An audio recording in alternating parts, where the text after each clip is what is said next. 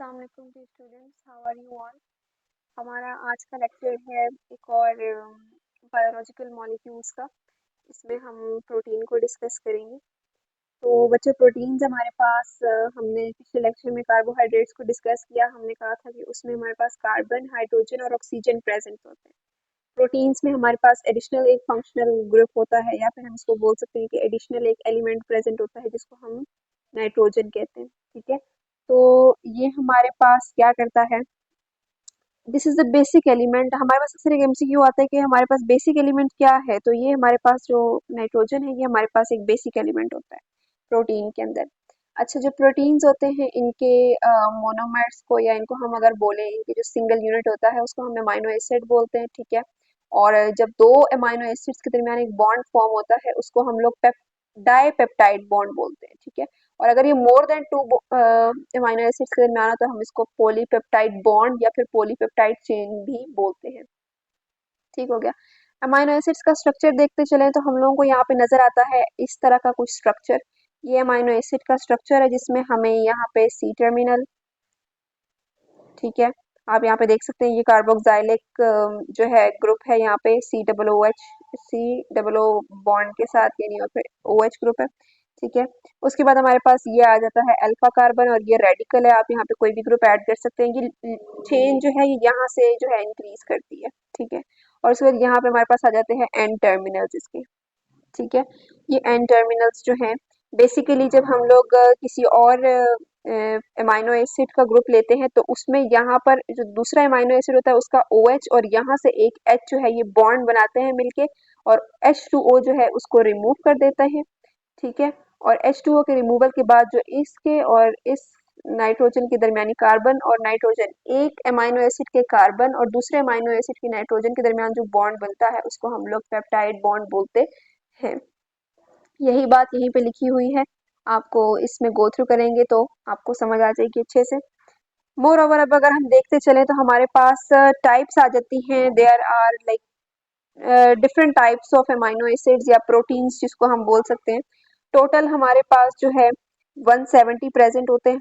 ठीक है, इसमें से हमारे पास 25 जो है,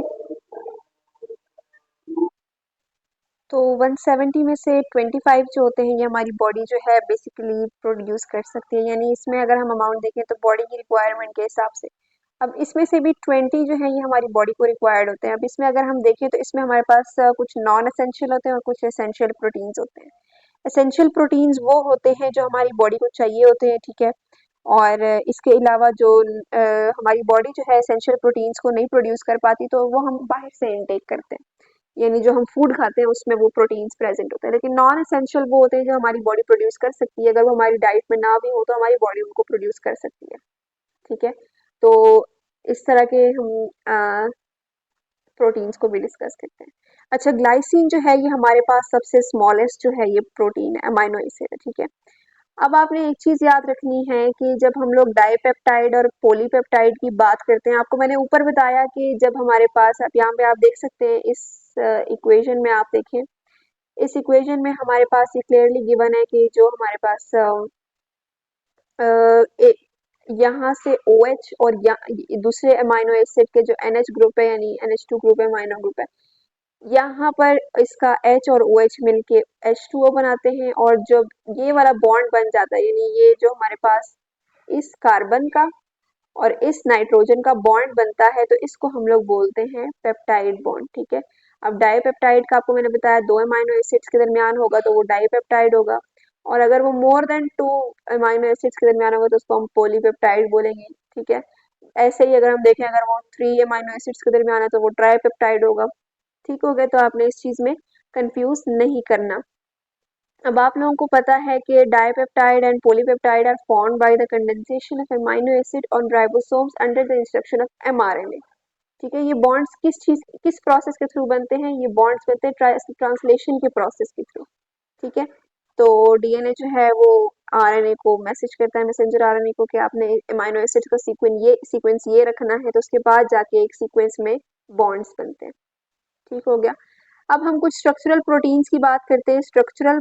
स्ट्रक्चर ऑफ प्रोटीन अगर हम देखें तो उसमें हमारे पास ये 4 किस्म के स्ट्रक्चर्स आ जाते हैं, जिसमें हमारे पास प्राइमरी, सेकेंडरी, टर्शरी और क्वाटरनरी प्रोटीन्स आ जाते हैं। ठीक है, ये चेन्स होती हैं अमाइनो एसिड्स की। आप देख सकते हैं डिफरेंट कलर्स से इन्होंने चेन्स शो की हुई है। ठीक है, अल्फा हेलिक्स है। अल्फा हेलिक्स में आपने डीएनए का स्ट्रक्चर देखा होगा। डीएनए का स्ट्रक्चर कुछ ऐसे करके हेलिकल स्ट्रक्चर होता है। ठीक है, तो यहाँ पर भी हमारे पास सेम हेलिकल स्ट्रक्चर है, हेलिक्स बना हुआ है ये। ठीक है, तो यहाँ पे भी क्या है कि जो चेन्स ऑफ अमाइनो एसिड है ये यहाँ पर एक सीक्वेंस में अरेंज होती है। फिर यही दो चीजें जो हैं ये मिलाकर, अगर मैं आपको दिखाऊं, ये दो जो टाइप्स हैं इसकी सेकेंडरी स्ट्रक्चर की, तो ये दो जब मिल के बनती हैं तो ये बनाती है हमारे पास टर्शरी प्रोटीन। ठीक हो गया। अब इसमें हमारे पास अल्फा हेलिक्स भी प्रेजेंट होता है और प्लीटेड शीट जो है, ये जो हमारे पास ये वाला स्ट्रक्चर है ना, इसको प्लीटेड शीट बोलते हैं। और ये जो है ये हेलिकल स्ट्रक्चर है। तो ये दोनों जब अल्फा हेलिक्स और प्लेटेड शीट मिला के फिर हमारे पास टर्शरी प्रोटीन्स बनाते हैं। और जब यही टर्शरी प्रोटीन्स कंबाइन होते हैं, मतलब ज़्यादा अमाउंट में होते हैं, तो हमारे पास क्वाटरनरी प्रोटीन्स बनाते हैं। तो ये इसका बेसिकली स्ट्रक्चर था। स्ट्रक्चर के हिसाब से ये है। इसके अलावा हम लोग सिग्निफिकेंस ऑफ अमाइनो एसिड भी देखते हैं। ठीक है, अब आपने ये चीज़ याद रखनी है कि काफ़ी सारी डिजीजेस जो हैं वो भी कॉज होती हैं अगर सीक्वेंस प्रोटीन का उस हिसाब से ना हो।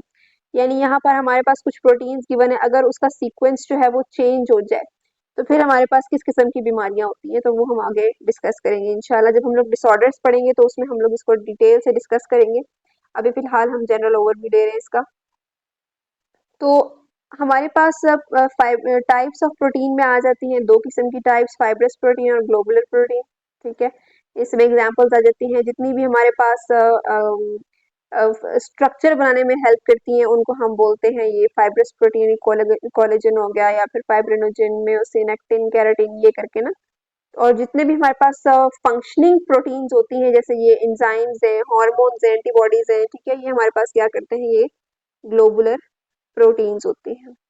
रोल ऑफ प्रोटीन में चलते हैं। यहाँ पे इन्होंने आपको एक्सप्लेन किया हुआ है कि प्रोटीन्स जो हैं वो क्या क्या काम करती हैं। अब आपको मैंने स्ट्रक्चरल प्रोटीन ऊपर बताया, आपको पता है कोलेजन जो है ये हमारे पास बोन मैरो, यानी बोन में जो मैट्रिक्स होता है उसमें और कार्टिलेज के मैरो में वो प्रेजेंट होता है ये। ठीक है, और ये फॉर्मेशन करता है। इसके अलावा अगर हम देखें, अब हमारे पास इलास्टिन जो है वो कनेक्टिव टिश्यूज में सपोर्ट हेल्प करता है, टेंडॉन्स के अंदर ये प्रेजेंट होता है और लिगामेंट्स के अंदर होता है। ठीक है, फिर हम केराटिन की बात करते हैं। केराटिन हमारे पास आपने अक्सर सुना होगा कि हमारे जो बाल शैम्पूज यूज होते हैं उसमें अक्सर केराटिन का वर्ड आपने यूज सुना होगा। तो ये हमारे हेयर को, नेल्स को, बर्ड्स के फेदर्स को, और इसके अलावा जो एनिमल्स होते हैं जिनके सिंग होते हैं उनको, ये हॉर्न्स को, और बर्ड्स की बीक्स जो होती हैं उनको ये सपोर्ट जो है वो करता है, उनको स्ट्रेंथन करता है। फिर हम हिस्टोन की बात करते हैं। हिस्टोन जो है हमारे पास जो है ये डीएनए को अरेंज करता है, ठीक है, क्रोमोसोम के अंदर। ठीक है, फिर हम लोग अगर यहाँ पे फंक्शनल प्रोटीन्स की बात करें, ये हमारे पास वर्किंग प्रोटीन्स होते हैं जिसमें enzyme, hormones, antibodies, haemoglobin, fibrinogen, ठीक है, और इसके अलावा कैसीन करके आ जाते हैं। एंजाइम आपको पता होता है ये कैटलिस्ट्स होते हैं। ठीक है, ये स्पीड अप करते हैं किसी भी रिएक्शन को। ठीक है, बायोलॉजिकल रिएक्शंस जो होते हैं। फिर हमारे पास हार्मोन्स आ जाते हैं। हार्मोन्स में आप लोगों को पता है कि ये हमारे मेटाबॉलिज्म में हेल्प करते हैं। इसके अलावा ये फिजियोलॉजिकल एक्टिविटीज में, जैसे शुगर लेवल को या कैल्शियम लेवल को या डाइजेशन को या ब्लड प्रेशर को, ये क्या करता है, ये मेंटेन रखता है। फिर हमारे पास आ जाती हैं एंटीबॉडीज। एंटीबॉडीज आपको पता है वाइट ब्लड सेल्स बनाते हैं। ठीक है, वाइट ब्लड सेल्स के अंदर जब भी कोई एक फॉरेन पार्टिकल आता है ना हमारी बॉडी के अंदर, तो उसके अगेंस्ट लड़ना जो है ये वाइट ब्लड सेल्स की जिम्मेदारी होती है। जो वाइट ब्लड सेल्स होते हैं वो एंटीबॉडीज को प्रोड्यूस करते हैं और ये क्या करता है, इम्यूनिटी में हेल्प करता है। फिर हमारे पास हीमोग्लोबिन आ जाता है। हीमोग्लोबिन जो है ये रेड ब्लड सेल्स के अंदर पाया जाता है। आपको पता है कि हीमोग्लोबिन जो है it gives the red colour to the blood, और इसके अलावा ये क्या करता है कि transport of oxygen mainly and carbon dioxide to some extent, यानी ऑक्सीजन मेनली ट्रांसपोर्ट करता है और कुछ अमाउंट ऑफ कार्बन डाइऑक्साइड जो है उसको भी ये ट्रांसपोर्ट करता है। फिर हमारे पास आ जाते हैं फाइब्रिनोजन। ये क्या होता है, ये ब्लड प्लाज्मा के अंदर पाया जाता है। ठीक है, और इस किस चीज में काम आता है, ब्लड क्लॉटिंग में काम आता है। नेक्स्ट हमारे पास आ जाते हैं ओवेलब्यूमिन, और इसके अलावा इसका दूसरा जो हम कह सकते हैं कैसीन। ये क्या करते हैं, ये एग के वाइट पोर्शन जो होता है उसके अंदर प्रेजेंट होता है। ठीक है, और इसके अलावा मिल्क बेस्ड प्रोटीन के अंदर होता है, और ये किस चीज़ में हेल्प करते हैं, ये स्टोरेज ऑफ अमाइनो एसिड में हेल्प करते हैं। होपफुली आपको लेक्चर समझ आ गया होगा। अब नेक्स्ट लेक्चर हम लोग लिपिड्स के ऊपर बनाएंगे इंशाल्लाह ताला।